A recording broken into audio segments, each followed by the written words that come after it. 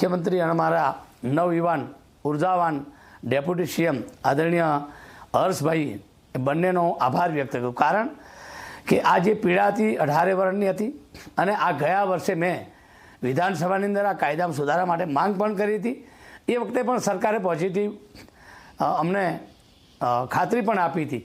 એટલે આજે જ્યારે બિલ સુધારણા પર આવીને જ્યારે સુધારો કર્યો છે ત્યારે હું ફરીવાર બંને નેતાઓનો આભાર વ્યક્ત કરું છું।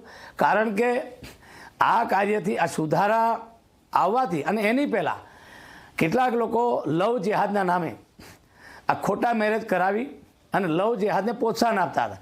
જ્યારે સુધારા બિલ આવ્યું કે મા બાપની મંજૂરી સિવાય આ લવ મેરેજ નહીં કરી શકે।